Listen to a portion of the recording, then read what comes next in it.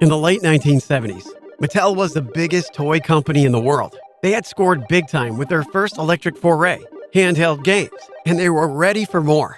In late 1979, they test marketed their first video game system. In 1980, Intellivision hit the streets.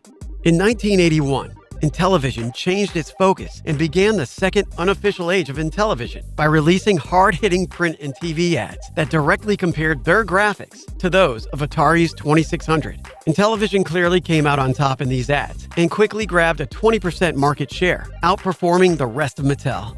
Mattel's aggressive ads were seen as the first shot in a console war, the first of its kind, and the media was quick to respond. Although Coleco had once run head-to-head ads against Mattel, comparing handheld games, this was the first such video game ad. For the first time in the brand new video game business, consumers had a choice. At around this time, amid visions of a long and profitable future, Mattel opened Mattel Electronics. The team programmers and designers who make Intellivision's in-house games were called the Blue Sky Rangers.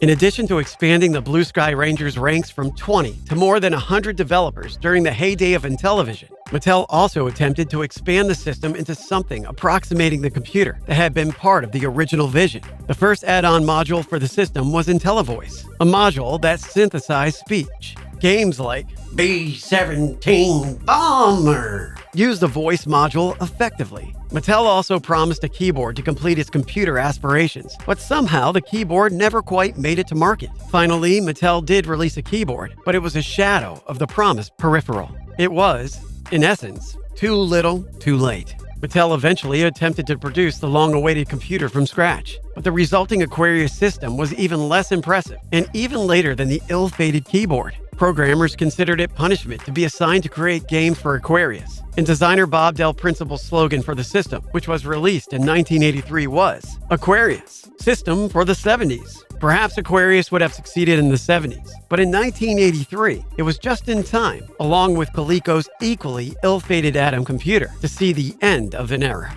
As always, there were many contributing factors. For one, their own advertising, which stressed superior graphics, backfired on them when ColecoVision released in 1982 with still better graphics. And second, the fateful year 1984 loomed ahead, and Intellivision's crash, along with the whole industry, was enough to cause Mattel to close down Mattel Electronics. However, Intellivision was not dead. The senior VP of marketing for Mattel Electronics, Terence E. Valesky, bought the rights to the system and continued releasing new games through his INTV Corporation. INTV Corp. finally stopped production of the Intellivision system in 1991, more than 10 years after its introduction.